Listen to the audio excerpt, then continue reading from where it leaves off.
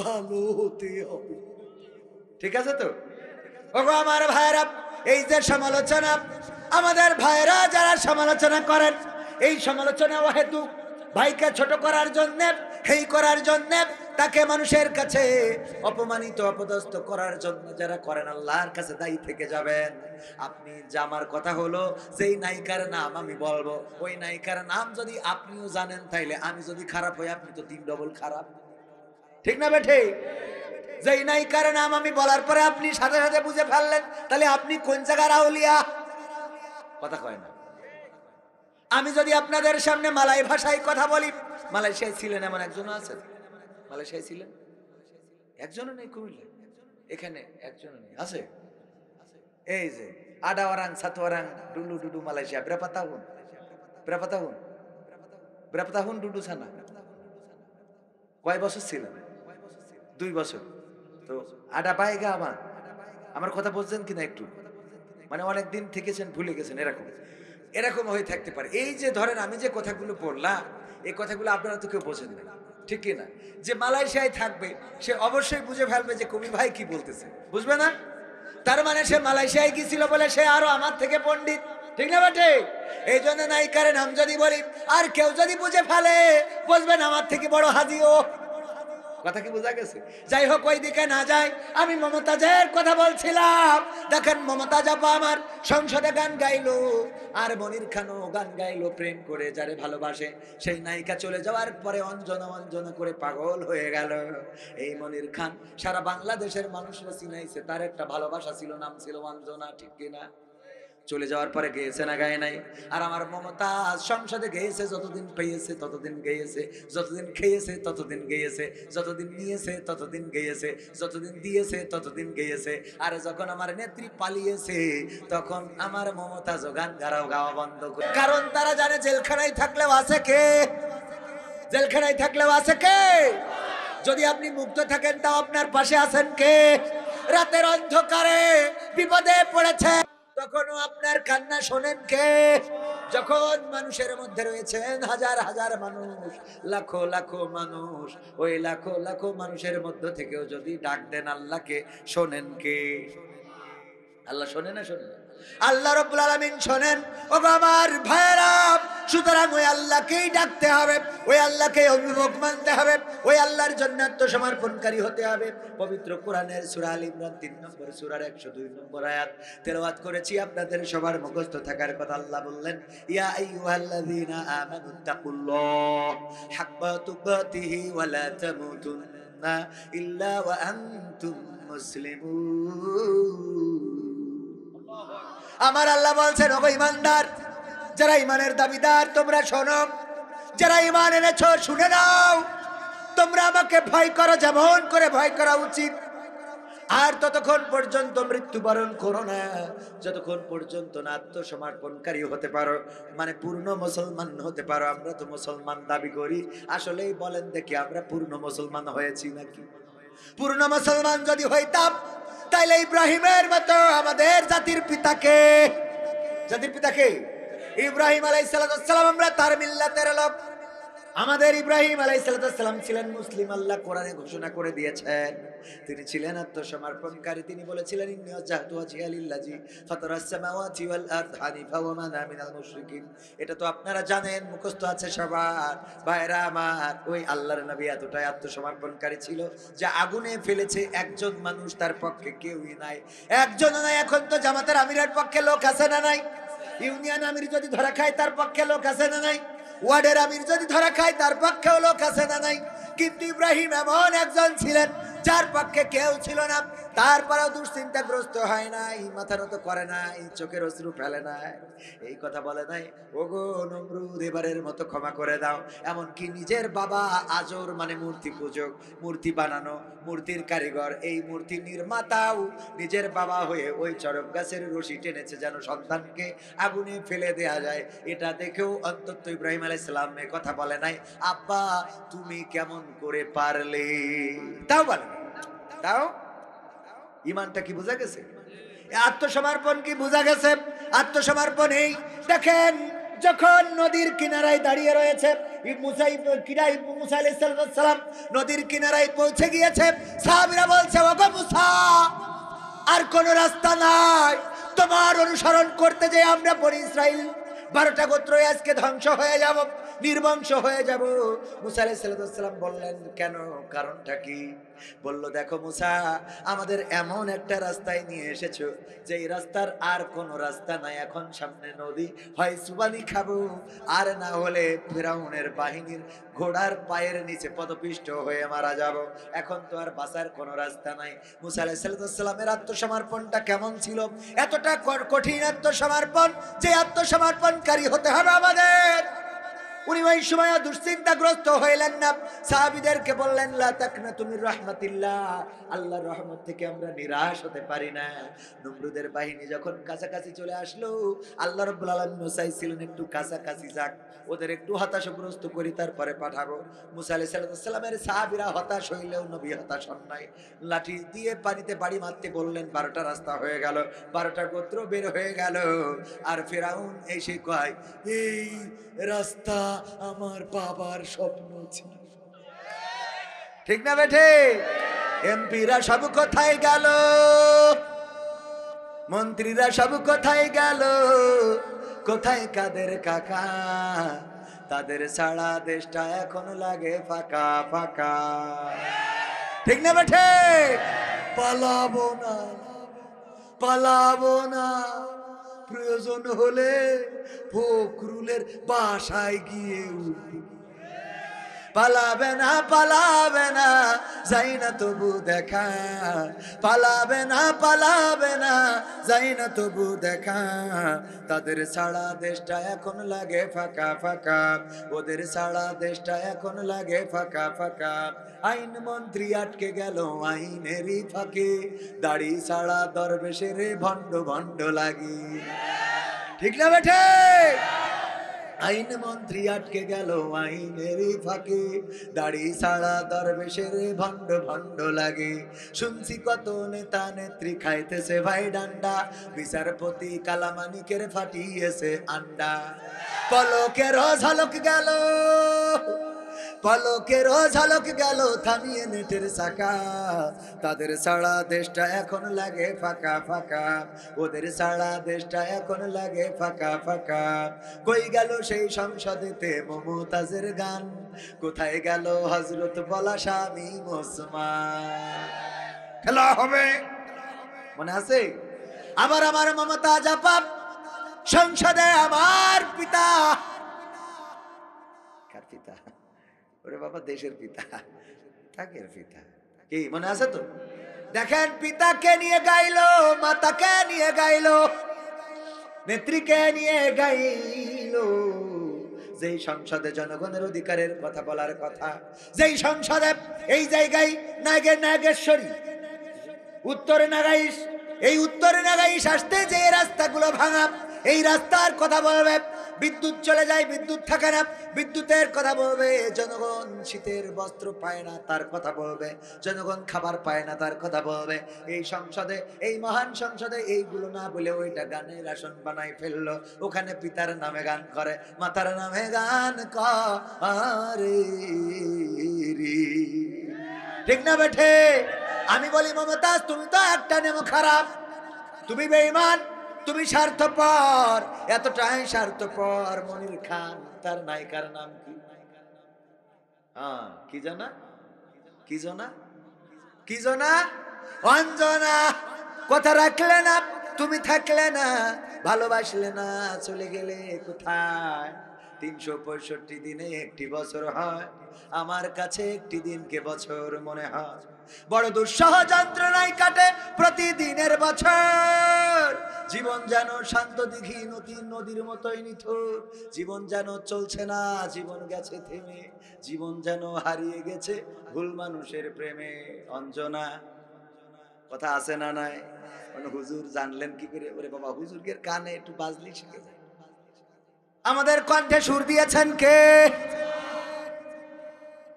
এটা আবার যদি বলি, দেখেন, আমি যদি এই যেভাবে বলছি, আপনারা বুঝছেন না এই কথাগুলো? আবার যখন বলছি খেলা হবে, তখন কাকে বুঝতেছেন?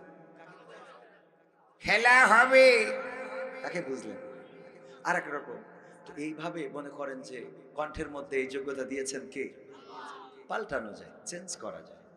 আমাদের আল্লাহ রাব্বুল আলামিন এতটুকু দিয়েছে। অনেকেই বলে যে হুজুররা এত গান, আমার আবির হামজা ভাইকে নিয়ে কত সমালোচনা, হুজুররা এই নায়িকার নাম জানলো কি করে? ঠিক না ভাই? ঠিক সমালোচনা আছে না নাই? এই ফোন যেহেতু হাতে আছে, আপনি চাইলেও অনেক কিছু আপনার সামনে আসে, আমার সামনে আসে, না চাইলেও আসে। ঠিক বলছি না বেঠিক বলছি? আপনি চাইলেও আপনার সামনে পড়বে, না চাইলেও পড়বে। এখন এটা অ্যাভয়েড করে, ফোনটাকে অ্যাভয়েড করে চলারও তো সুযোগ নেই, আছে নাকি? কেন? পত্রিকা যদি খোলেন, পত্রিকায় একটা বিনোদন পর্ব আছে না নাই? বিনোদনের পার্ট আছে না নাই? ওই বিনোদনে কে কোন নায়িকা জীবনে, আমি তো দূরের কথা আমার আব্বাও চেনে না, সেই নায়িকা নাকি বিশ্বে ভাইরাল, এরকম মানে আনকমন নায়িকা সামনে ধরে এনে উড়াই বলে দেয়, এরকম আছে না নাই? আপনি পরিমণি যদি বলি এক বাক্যে আপনারা চেনবেন না চেনবেন না? সিনেমা হলে খারাপ ছবি চলে, এই কথা কি ব্যাখ্যা করি বলার দরকার আছে না? আপনারা বোঝেন কি করে? বোঝেন সিনেমা হলে কি যাওয়া লাগে? যাওয়া লাগে? কি দেখে বোঝেন? ওই দেয়ালে পোস্টার লাগাই থিয়েছে, এখন আপনি যদি বলেন না আমি তাও দেখিনি, তাহলে আপনি মিথ্যে বলেন, কথা কয় না। ঠিক না বে ঠিক? পোস্টার যেহেতু দেয়ালে মারা, আমি চাইলেও চোখ যাই, না চাইলেও চোখ যাই, আর চোখ তো যাবে বলেই আল্লাহ ওরকম করে বানাইছে, কথা কয় না। আল্লাহ এভাবেই তো মানুষকে সৃষ্টি করেছে, করে যে তোর চোখ যাবে কিন্তু কন্ট্রোল করতে হবে, দেখবা তবে লিমিট, মানে চোখ চলে গেছে ফিরাই না, কথা কি মনে থাকবে? মাসুদ ভালো হতে হবে, ঠিক আছে তো? ওগো আমার ভাইরা, এই যে সমালোচনা, আমাদের ভাইরা যারা সমালোচনা করেন, এই সমালোচনা হেতু ভাইকে ছোট করার জন্য, হেই করার জন্য, তাকে মানুষের কাছে অপমানিত অপদস্থ করার জন্য যারা করেন, আল্লাহর কাছে দায়ী থেকে যাবেন। আপনি যে আমার কথা হলো, যেই নায়িকার নাম আমি বলবো, ওই নায়িকার নাম যদি আপনিও জানেন, তাইলে আমি যদি খারাপ হই, আপনি তো 3 ডবল খারাপ, ঠিক না বেঠে? যেই নায়িকার নাম আমি বলার পরে আপনি সাথে সাথে বুঝে ফেললেন, তাহলে আপনি কোন জায়গার আউলিয়া, কথা কয় না। আমি যদি আপনাদের সামনে মালয় ভাষায় কথা বলি, মালয়েশিয়ায় ছিলেন এমন একজনও আছেন? মালয়েশিয়ায় ছিলেন একজনও নেই? কুমিল্লা এখানে একজনও নেই, আছে? এই যে আডা ওরাং সাতওয়ারাং ডুলু ডুডু মালয়েশিয়া ব্রাপাতাহুন, ব্রাপাতাহুন, ব্রাপাতাহুন ডুডু সানা। কয় বছর ছিলেন? 2 বছর। তো আডা পাইগা আমার কথা বলছেন কিনা একটু? মানে অনেক দিন থেকেছেন, ভুলে গেছেন, এরকম এরকম হয়ে থাকতে পারে। এই যে ধরেন আমি যে কথাগুলো বললাম, এই কথাগুলো আপনারা তো কেউ বোঝেন না, ঠিক কিনা? যে মালয়েশিয়ায় থাকবে সে অবশ্যই বুঝে ফেলবে যে কবি ভাই কি বলতেছে, বুঝবে না? তার মানে সে মালয়েশিয়ায় গিয়েছিল বলে সে আরো আমার থেকে পণ্ডিত, ঠিক না বাটে? এই জন্য নায়িকার নাম যদি বলি আর কেউ যদি বুঝে ফেলে, বুঝবেন আমার থেকে বড় হাজিও, কথা কি বোঝা গেছে? যাই হোক, ওই দিকে না যাই, আমি মমতাজের কথা বলছিলাম। দেখেন মমতাজ আপা আমার সংসদে গান গাইলো, আর মনির খানও গান গাইলো, প্রেম করে যারে ভালোবাসে। সেই নায়িকা চলে যাওয়ার পরে অঞ্জনা অঞ্জনা করে পাগল হয়ে গেল। এই মনির খান সারা বাংলাদেশের মানুষরা চিনাইছে, তার একটা ভালোবাসা ছিল, নাম ছিল অঞ্জনা, ঠিক কিনা? চলে যাওয়ার পরে গেয়েছে না গায়ে নাই? আর আমার মমতাজ সংসদে গেয়েছে, যতদিন পেয়েছে ততদিন গেয়েছে, যতদিন খেয়েছে ততদিন গেয়েছে, যতদিন নিয়েছে ততদিন গেয়েছে, যতদিন দিয়েছে ততদিন গেয়েছে। আর যখন আমার নেত্রী পালিয়েছে, তখন আমার মমতাজ গান গাওয়া বন্ধ করে দিয়েছে, ঠিক না বেঠে? আমি বললাম মমতাজ, তুমি তো এইভাবে গাওয়া উচিত ছিল, আমার সোনার ময়না পাখি কোন বা দোষে দাদার কাছে গো, আমরা দেশে কেমনে থাকি রে আমার কলজের ময়না পাখি, ঠিক না বেঠে? কিন্তু তারা গাচ্ছে না এমন না, তারা গাচ্ছে, সেই গানটা গাচ্ছে টয়লেটে যে, অথবা আড়ালে যে, ফাঁকা মাঠের মধ্যে যে, লোকালয় থেকে বের হয়ে যে, তারা এরকম করে গাচ্ছে, ও আমার দরদি আগে জানলে তোর ভাঙা নৌকায় চড়তাম না, ও আমার দরদি আগে জানলে তোর ভাঙা নৌকায় চড়তাম না, ভাঙা নৌকায় চড়তাম না, আর এই বিপদে পড়তাম না। ওরে বর্ডারেতে খাইলাম ধরা, বিসিটাও তো পাইলাম না। আগে জানলে তোর ভাঙা নৌকায় চড়তাম না, ও আমার দরদি আগে জানলে তোর ভাঙা নৌকায়। ঠিক না বেঠে?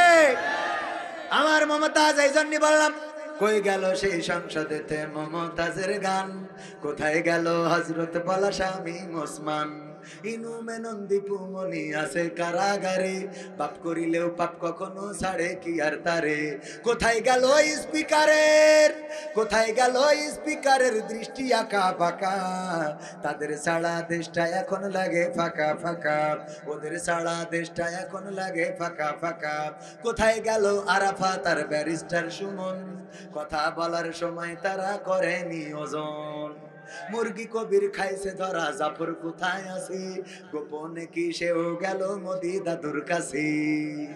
কোথায় গেল আরাফাত আর ব্যারিস্টার সুমন, কথা বলার সময় তারা করেনি ওজন। মুরগি কবির খাইছে ধরা, জাফর কোথায় আছে, গোপনে কি সেও গেল মোদি দাদুর কাছে। কোথায় গেল সালমের কাড়ি কাড়ি টাকা, তাদের ছাড়া দেশটা এখন লাগে ফাঁকা ফাঁকা লাগে কিনা? হুজুর আজকে ধানমন্ডি 32-এ আওয়ামী লীগের মিছিল, এ বিষয়ে কিছু বলবে? আচ্ছা, ওই যে মিছিল করে ওরা কারা, কোত্থেকে এলো ওরা? মানুষের তো একটা লজ্জা থাকে, কথা কয় না, যে বাঘের গালে ফেলে থুয়ে হাঁটা দিয়েছে, এখনো যদি ওখানে থেকে এগের পক্ষে স্লোগান দেয়, আজ যাই হোক এগের একটু লুঙ্গি খুলি দেখা, কথা কয় না, ঠিক না বে ঠিক? এটা তো লজ্জারও একটা লজ্জা আছে না? মানুষের তো একটা সম্মান বোধ থাকে। এই যে ধরেন আপনার এই রাস্তা দিয়ে যাচ্ছি, হঠাৎ দেখি একজন হলো আমাদের মাহমুদুল হাসান জিহাদি ভাই বলতো, তখন মোটরসাইকেলের যুগ ছিল, তো ওয়াজ করে মাহফিল করে ফিরেতে যাচ্ছে, তো যাওয়ার পথে দেখে মোড়ের মাথায় একজন ওই প্রাকৃতিক কাজ সারতেছে, বুঝতে পারিছেন তো? মানে কি করতেছে? হ্যাঁ, পায়খানা ফেলছে। তো পায়খানা ফেলছে, তো মাহমুদুল হাসান জিহাদি ভাই চিন্তা করলো, উনি মারা গিয়েছেন রাহিমাহুল্লাহ, আল্লাহ তার কবরটাকে মাফ করুন, সাতক্ষীরার আলেম ছিল একসময়, আমার আব্বারা একসাথে আলোচনা করতেন। তো মাহমুদুল হাসান জিহাদি বলতেছে যে, যেহেতু রাস্তার তেমাতনার মোড়ে এই কাজটা সাইতেছে, রাতের অন্ধকারে মাহফিল করে ফেরার সময় দেখি, তো ওরে একটু যেন লজ্জা পায়, এই কারণে মোটরসাইকেলের হেডলাইটটা ওর দিকে ঘুরাই ধরেছে, যাতে ও একটু লজ্জা পেয়ে আর এই কাজ জীবনে না করে। ওই এত লজ্জা পেয়েছে যে লুঙ্গি তুলে মুখ ঢেকে বসে গেছে। বিষয়টা কি বোঝা গেছে? মানে লুঙ্গি খুইলে একেবারে উপরে তুলি, তো একেবারে মুখ ঢেকে নিচের দিকে যাওয়াই, ও নিচের দিকে যে পদ্মা ব্রিজ দেখা যাচ্ছে, ও দেখে খেলনা। এই যারা এখনো মিছিল করে, এখনো তাদের পক্ষে যারা রাজপথে নামে, ওদের লজ্জার অবস্থায় এইটা ছাড়া কিছু না। এরা বেলেহাজ। একজন স্বৈরাচার গোটা বাংলাদেশে আলেম ওলামাদেরকে কারারুদ্ধ করেছে, আমার মামুনুল হককে রিমান্ডে নিয়ে অসুস্থ করেছে, আমার আমির হামজাকে অসুস্থ করেছে, কোরআনের পাখি আল্লামা দেলোয়ার হুসাইন সাইদির নামে ফাঁসির রায় পর্যন্ত দিয়েছে, আমার নেতৃবৃন্দকে ফাঁসির কাষ্টে ঝুলিয়েছে। তাদের পক্ষে এখনো যারা মিছিলে দাঁড়ায়, আজ যাই হোক কোন মুসলমানের সন্তান হতে পারে না। মুসলমানের সন্তান হলে এই আলেম বিদ্বেষী, তাওহীদি জনতা বিদ্বেষী, মাদ্রাসা বিদ্বেষী, কোরআন হাদিস বিদ্বেষী, তাদের পক্ষে কেউ দাঁড়াতে পারে? যারা দাঁড়িয়েছে তাদেরকে বলবো, এত তাড়াতাড়ি মাঠে নামো না। তোমরা একবার আনসার হয়ে নেমেছো, তোমরা একবার রিকশাওয়ালা হয়ে নেমেছো, তোমরা হিন্দু হয়ে নেমেছো, তোমরা দাদাদের দেশের দালাল হয়ে নেমেছো, সাংবাদিক হয়ে নেমেছো, নানান ভাবে দাঁড়ানোর চেষ্টা করেছো। এই বাংলাদেশের তাওহীদি জনতা জানে 1952-তে আন্দোলন করেছিল, রক্ত দিয়েছিল, পাকিস্তানি হানাদারদের বুঝিয়ে দিয়েছিল। রক্ত দিতে জানি, কিন্তু মায়ের ভাষার অধিকার ছেড়ে দিতে জানি না। 1971-এ রক্ত দিয়ে প্রমাণ করেছিল আমরা রক্ত দিতে জানি, শহীদ হতে জানি, কিন্তু বাংলাদেশের মানচিত্রের 1 ইঞ্চি মাটির অধিকার ছেড়ে দিতে জানি না। 2024-এ এসে আমার ছাত্র জনতা বুক পেতে দিয়ে প্রমাণ করেছিল জীবন লাগে জীবন নাও, রক্ত লাগে রক্ত নাও। তোমরা আমাদের নির্বংশ করে দিতে চাইলে দিতে পারো, কিন্তু তোমাদের বংশের কোনো স্বৈরাচার বাংলার জমিনে থাকবে না।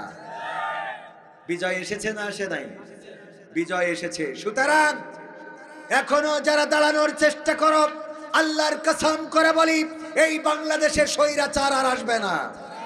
প্রয়োজনে আবারও জীবন দেব, প্রয়োজনে আবারও রক্ত দেব, আবারও শহীদ হব, কিন্তু বাংলাদেশ ওই ভারতের দালাল, ভারতের প্রেসক্রিপশন দেওয়া ডাক্তার মুক্ত করে ছাড়বো ইনশাআল্লাহ।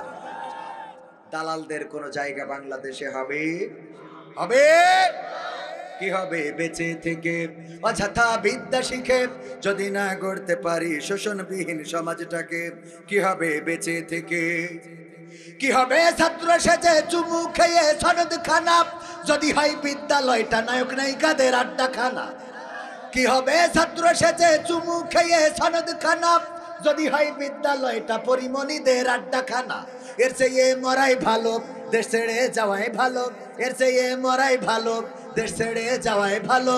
কি হবে ধোকা দিয়ে বিবেকটাকে, কি হবে ধোকা দিয়ে বিবেকটাকে? কি হবে বেঁচে থেকে অযথা বিদ্যা শিখে যদি না গড়তে পারি শোষণবিহীন সমাজটাকে? কি হবে বেঁচে থেকে? শোনাবো শোনাবো, শেষ পর্যন্ত থাকা যাবে? থাক, আর একটু বলবো, আর 10-15 মিনিট। হোসেনুল্লাহ ভাই আর 10 মিনিট বলুন। হ্যাঁ, 10টা পর্যন্ত ঠিক আছে। আমরা ইনশাআল্লাহ ইনশাআল্লাহ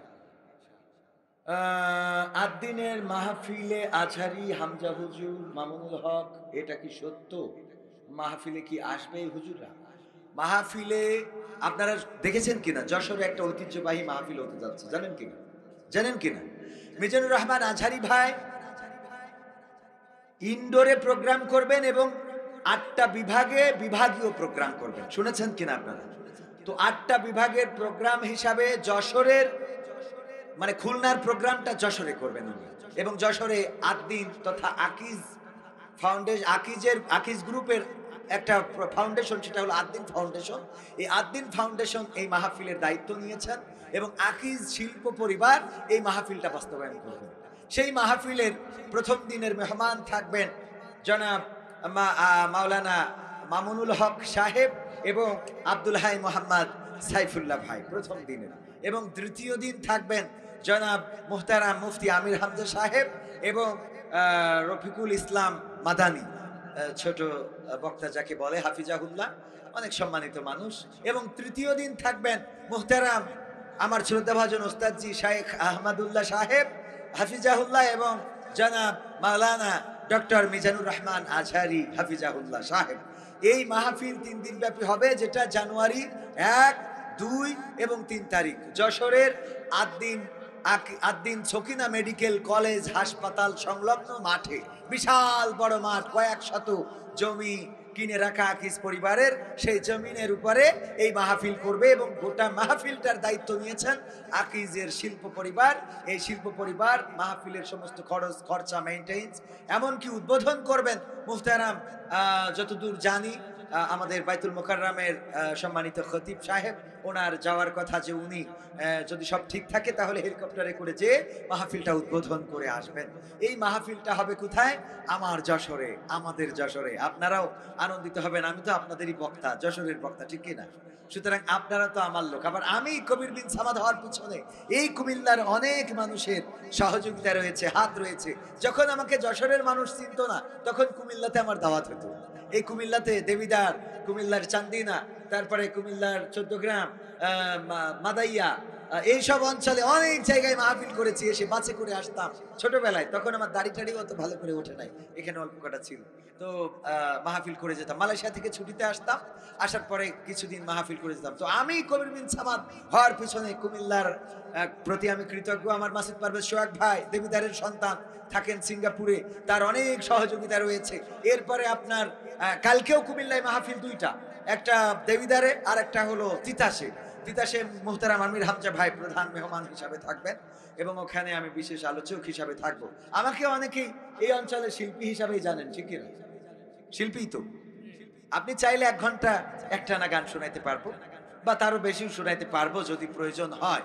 আবার যদি বলেন না কোনো গান দরকার নেই, আপনি যা পারেন একটু আলোচনা করে দিবেন, আমি গান বাদে আলোচনা করতে পারবো। মাঝে মাঝে বলে যে হুজুর গান আর আলোচনা দুইটার সমন্বয়ে মিক্স অ্যালবাম। কি অ্যালবাম? Mix album. তো মিক্স অ্যালবাম আমি শোনাই। আলহামদুলিল্লাহ। জয় বাংলা স্লোগান নিয়ে কিছু বলেন। দেখেন, জয় বাংলা স্লোগান তো মাহফিলেও চলে এসেছে। হাফিজুর রহমান সিদ্দিকী হুজুর কুয়াকাটা মুহতারাম, উনি আলোচনা করেছেন পিসি কয় জয় বাংলা, ঠিক না? মানে এটা আমাদের বাচ্চাদের নারায়ে তাকবীরের পরিবর্তে এটা ভারতীয় প্রোপাগান্ডা। তাদের প্রেসক্রিপশনে তারা চেয়েছে যেই দেশে, যেমন দেখেন ওই দেশে প্রোপাগান্ডা চালানো হচ্ছে যেই দেশে হিন্দুদের নির্যাতন করা হচ্ছে। বলছে না? বলছে না? আসলে কি হিন্দুদের নির্যাতন করা হচ্ছে? আমি বলেছি হিন্দুদের নয়, বরং আমার দেশে মুসলমান নির্যাতিত হচ্ছে। আমার চট্টগ্রামে অ্যাডভোকেট সাইফুল ইসলাম আলিফকে এই ইসকনের সন্ত্রাসীরা কুপিয়ে কুপিয়ে হত্যা করেছে, বলেন ঠিক কিনা? তার প্রতিবাদে আমরা শুধুমাত্র প্রতিবাদ মিছিল করেছি, আমরা কোনো হিন্দুর ঘাড়ে লাঠি মেরেছি। বরং আমি বলেছি, ওগো আমার দাদারা, তোমরা শুনে নাও, এই দেশে মুসলমান বা সংখ্যা গরিষ্ঠ নির্যাতন হচ্ছে। প্রমাণ নিতে চাইলে তোমাদের বলি, এই দেশে ইসলাম প্রচারের জন্য এসেছিলেন বঙ্গবন্ধুর পরিবার, আর সেই পরিবারের একজন শেখ হাসিনা। তিনি সকালবেলা উঠে আগে কি করতেন? জায়নামাজটা খুঁজতেন, তারপরে ফজরের নামাজ পড়তেন, তারপরে কোরআন তেলাওয়াত করতেন, তারপরে দিনের শুরু করতেন। আমার শামীম ওসমান বলল যে ওলিয়া উলিয়ার পর্যায়ে পৌঁছে গেছে, আমরা সেই মানুষটারে পর্যন্ত তাড়াই দিলাম। কথা কয় না? এটা সংখ্যালঘু না সংখ্যাগরিষ্ঠ? সংখ্যাগরিষ্ঠের পক্ষের লোক না? তাইলে প্রথমে গেল তিনি, 2 নম্বর আউলিয়া জনাব শামীম ওসমান হাফিজাহুল্লাহ। 80-90 রাকাত তাহাজ্জুদ না পড়ি ঘুমাতে যায় না, ঠিক না বে ঠিক? এই তাহাজ্জুদ গুজারি এই পীর সাহেবকে আমরা পাঠাই দিলাম বুরখা পরাইয়া। সংখ্যালঘু না সংখ্যাগরিষ্ঠ? 3 নম্বর আউলিয়া জনাব দরবেশ সালমান এফ রহমান দরবেশ, যখন শেয়ার বাজারে মৌজেজা দেখায় সব দখল করে নিল, তারপর থেকে আমরা তাকে পীর মানি, ঠিক কিনা? শেয়ার বাজার কেলেঙ্কারি করেছে না করে না? তার মৌজেজা দেখিয়েছিল যে দরবেশের মৌজেজা কি। এই মৌজেজা দেখানো দরবেশ রে দাড়ি পর্যন্ত আউট হয়ে গেল। কথা কয় না? 4 নম্বর আউলিয়া জনাব হযরত ওবায়দুল কাদের হাফিজাহুল্লাহ।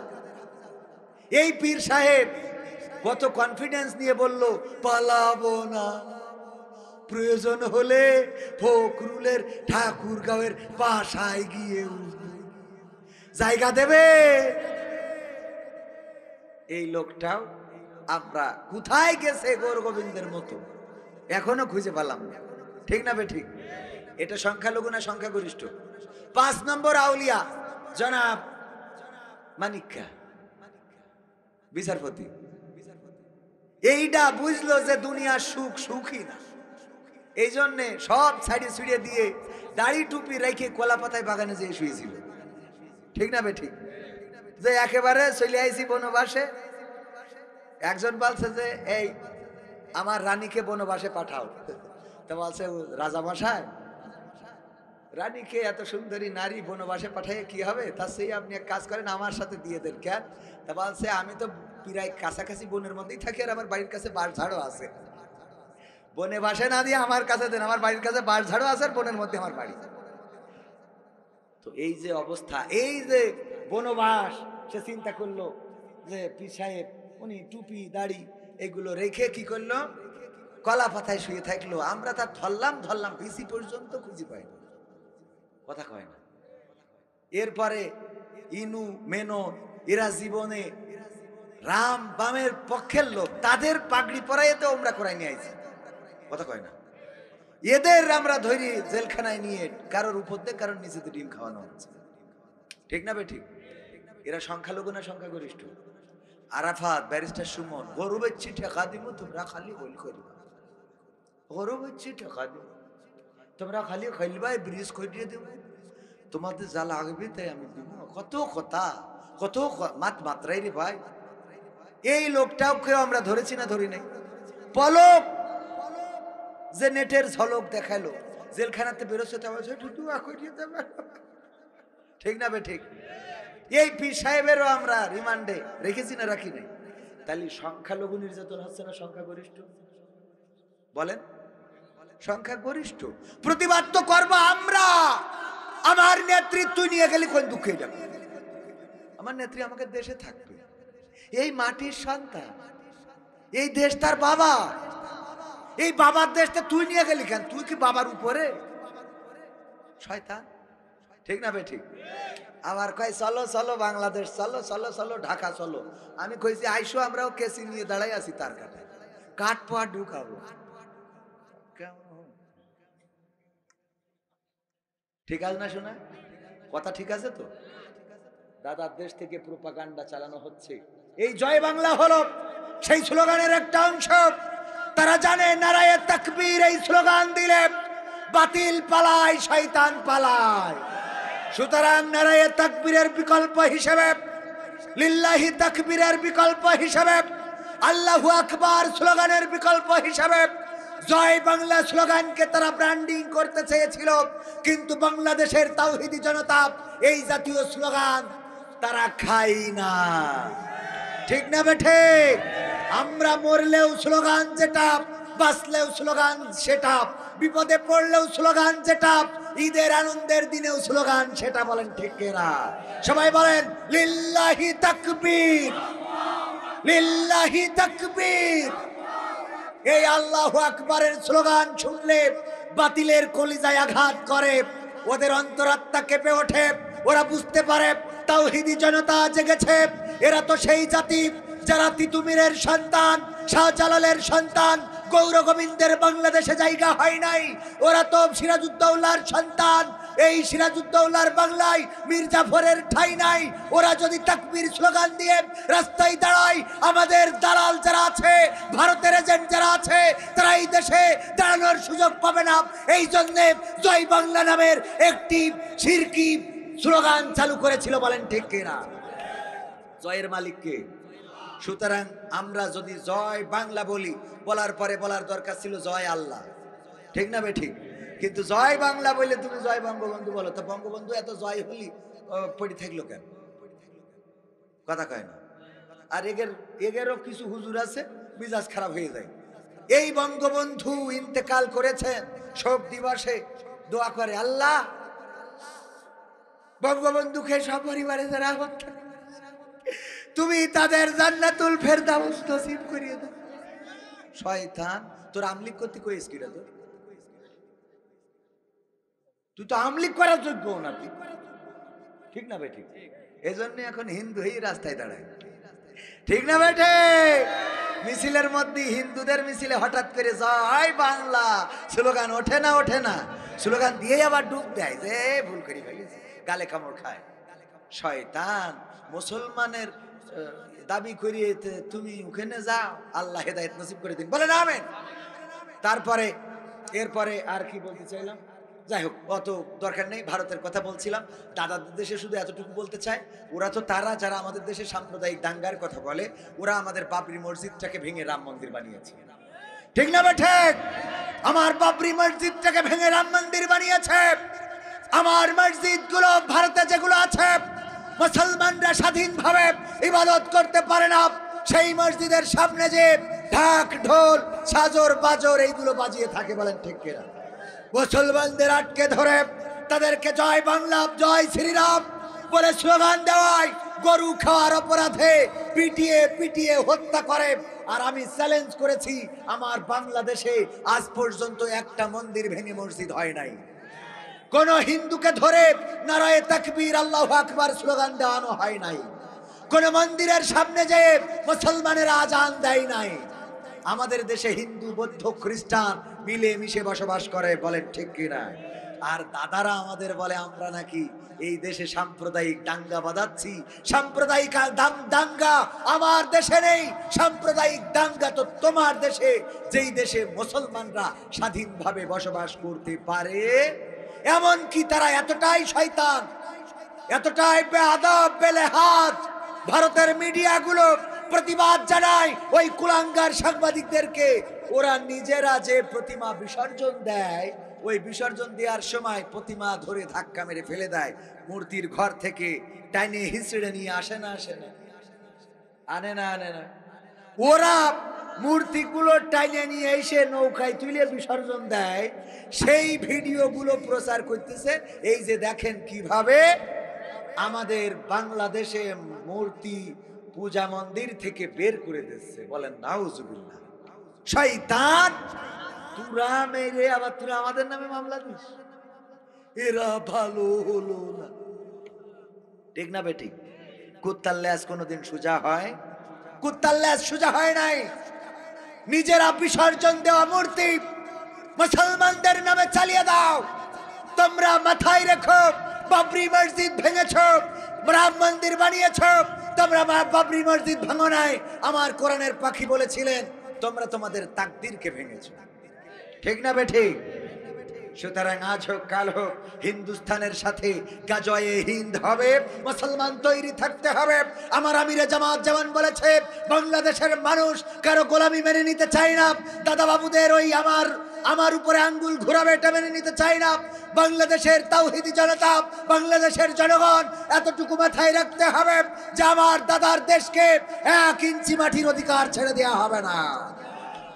এই দেশ আমরা রক্ত দিয়ে এনেছি, আমরা শহীদ হয়েছি, জীবন দিয়েছি, তার বিনিময়ে বাংলাদেশ এনেছি। সুতরাং এই দেশ দাদাদের হবে না।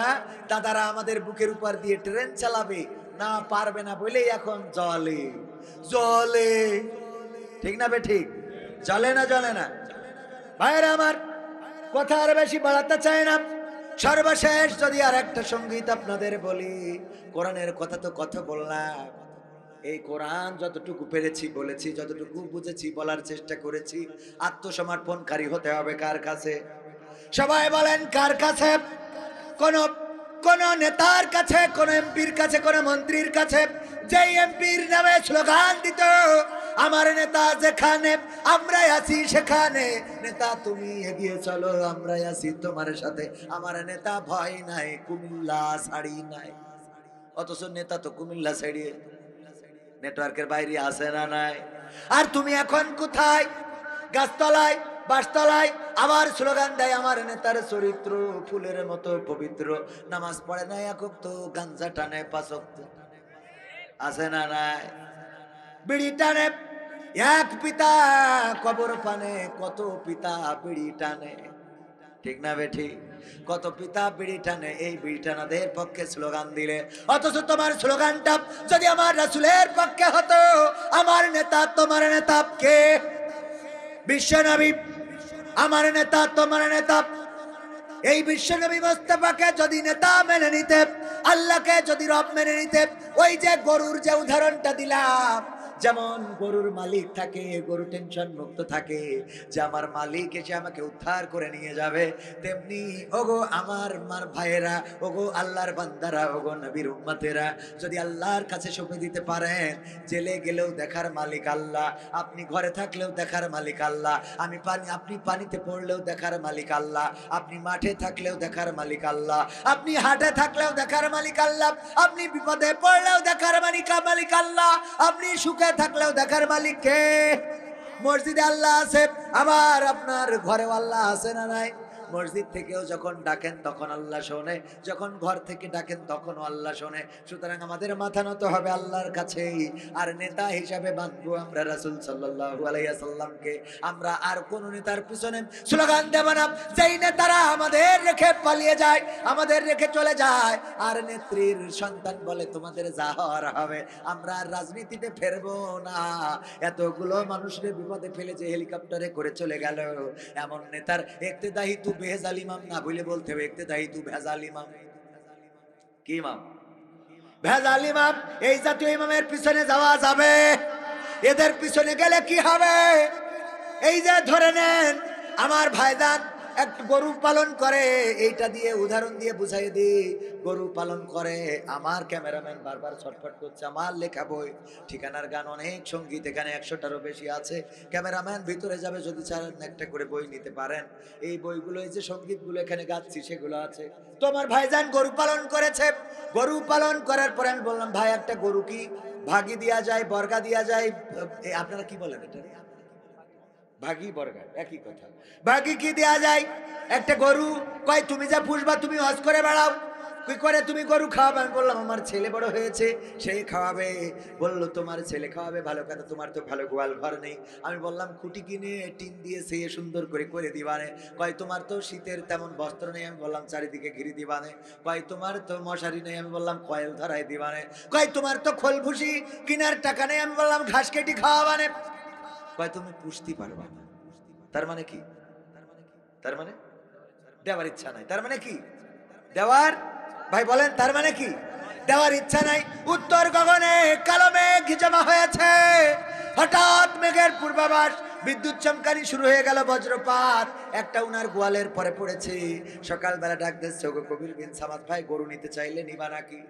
বললাম যে দিলে তো নেবো। কয় লোকজন ডেকে নিয়ে আসো। বললাম লোক লাগবে কেন? আপনিও হুজুর মানুষ, আমিও তো একেবারে খারাপ না। একটা বাছুর হইলে আপনি নিবেন, একটা হইলে আমি নেব, এই তো ভাগাভাগি বন্টন। কয় দেখো একা নিতে পারবা কিনা। গোয়াল ঘরে যেই দেখি 4 হাত পা সব একদিকে, 4 হাত পা সব একদিকে। লেজের দিকে তাকায় দেখি না নড়ন চড়ন, কোন নেটওয়ার্ক নেই, টাওয়ার পায় না। নাকের কাছে হাত দিয়ে দেখি নিঃশ্বাসও নেয় না। আমি আস্তে করে বললাম গরুটা কি মারা গেছে নাকি? বলছে মারা গেছে বলেই তো তোমার ডাকছি, গরুটা ফেলতে জাতি হবে। মারা গেছে বলে, মারা গেছে বলে ডাকতেছি। জীবন্ত থাকতে গরু কি বললো মনে আছে তো? গোয়াল নাই, খোল নাই, ভুসি নাই, খাওয়ানোর ঘর নাই, রাখার ঘর নাই, শীতের কাপড় নাই। এবার যেই মরে গেছে সেই আসব, গরুটা ফেলতে হবে। ওগো আমার ভাইয়েরা, যারা দুনিয়ায় চলার পথে আল্লাহ রসুলের দাড়ি ভালো লাগে না, টুপি ভালো লাগে না, আল্লাহ রসুলের আনিত দিন পছন্দ হয় না, ইসলাম ভালো লাগে না, নামাজ ভালো লাগে না, রোজা ভালো লাগে না, মরার পরে তাদের যখন হুজুরকে ডেকে বলে হুজুর এই লাশটা এখন জানাজা পড়ায় কবরে দিতে হবে, ওই লাশ অন্তত আর কাঁধে নেওয়া যাবে। কথা কয় না, নেওয়া যাবে? আল্লাহ আমাদের সহি সমঝ দান করুন, বলেন আমিন। পড়েন আল্লাহুম্মা সাল্লি আলা মুহাম্মাদ ওয়া আলা আলি মুহাম্মাদ কামা সাল্লাইতা আলা ইব্রাহিম ওয়া আলা আলি ইব্রাহিম ইন্নাকা হামিদুম মাজিদ। আল্লাহুম্মা বারিক আলা মুহাম্মাদ ওয়া আলা আলি মুহাম্মাদ كما باركت على إبراهيم وعلى آل إبراهيم إنك حميد مجيد. الحمد لله رب العالمين. ربنا ظلمنا أنفسنا وإن لم تغفر لنا وترحمنا لنكونن من الخاسرين. ربنا آتنا في الدنيا حسنة وفي الآخرة حسنة وقنا عذاب